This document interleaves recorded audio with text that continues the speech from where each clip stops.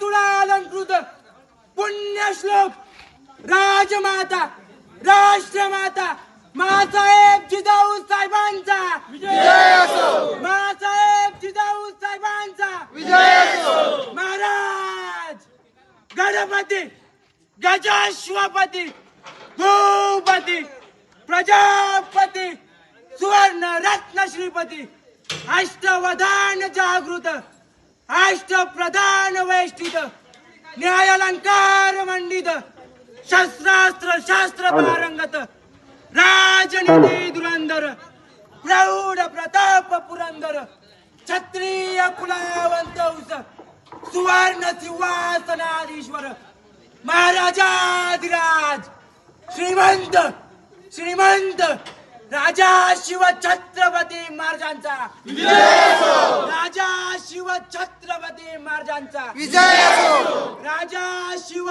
छत्रपती महाराजांचा विजय असो. सालाबाद प्रमाणे या वर्षी महाराष्ट्राचे आराध्य दैवत छत्रपती शिवाजी महाराजांच्या 394व्या जयंती महोत्सवाच्या कार्यक्रमाच्या निमित्तानं गुणशेत येथील भैरवनाथ युवा मंचच्या माध्यमातून यावर्षी मोठ्या प्रमाणात हा महोत्सव साजरा होतोय.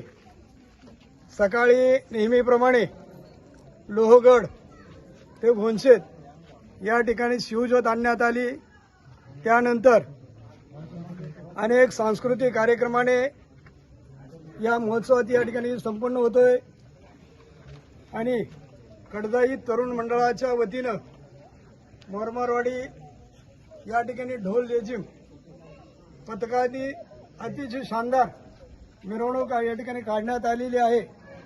असं पाहिलं तर छत्रपती शिवाजी महाराजांची प्रतिमा घेऊन मिरवणूक काढणं हे अतिशय भाग्यवान आहे. कारण छत्रपतींचे विचार छत्रपतींचं कार्य हे घराघरामध्ये महाराष्ट्राच्या मनामनामध्ये पोचलं पाहिजे.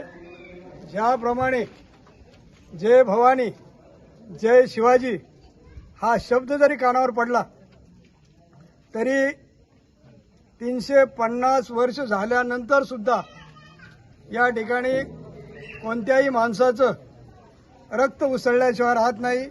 अशा प्रकारच्या ओजस्वी तेजस्वी महापराक्रमी राजाच्या जयंती महोत्सवामध्ये तुम्ही सर्व सहभागी झालात. या ठिकाणी जी तरुण मंडळी आहेत त्यांना एक विनंती आहे, राजांचं नाव घेतल्यानंतर प्रत्येकाला एक फार मोठ्या प्रकारे जबाबदारी तुमच्यावर येते. कारण राजे असे होते, त्यांच्या प्रत्येक कर्तृत्वामध्ये प्रत्येक कार्यामध्ये एक प्रकारचा प्रामाणिकपणा, जनतेप्रती असलेली सामाजिक बांधिलकी, देशाप्रती असलेलं प्रेम. कारण वयाच्या 16व्या वर्षी छत्रपतींनी रायडेश्वराच्या मंदिरामध्ये हिंदवी स्वराज्याची शपथ घेतली. अशा एक राजाच्या मिरवणुकीमध्ये आपण सहभागी झालात. पुन्हा एकदा आपल्या सर्वांचं मी मनापासून स्वागत करतो आणि प्रत्येकाने अशाच प्रकारच्या कार्यक्रमामध्ये सहभागी व्हावे अशा प्रकारची विनंती करतो. तरुण पिढीला तुम्ही काय सांगू शकता? तरुण पिढीला एक विनंती आहे, राजांचं कर्तृत्व, राजांचं नेतृत्व हे फक्त महाराष्ट्रापुरतं देशापुरतं मर्यादित नाही तर संपूर्ण जगामध्ये राजांचं कर्तृत्व त्या ठिकाणी पाहायला मिळतं. आज जवळजवळ संपूर्ण देशामध्ये 100 पेक्षा जास्त देशांमध्ये शिवजयंतीचा कार्यक्रम साजरा होतोय. त्यामुळे राजांचं कर्तृत्व इतकं प्रचंड आहे की राजांचं नाव घेतल्यानंतर कुठल्याही माणसाच्या मनामध्ये वाईट प्रकारची भावना येणार नाही, त्याच्या हातून वाईट काम सुद्धा होणार नाही.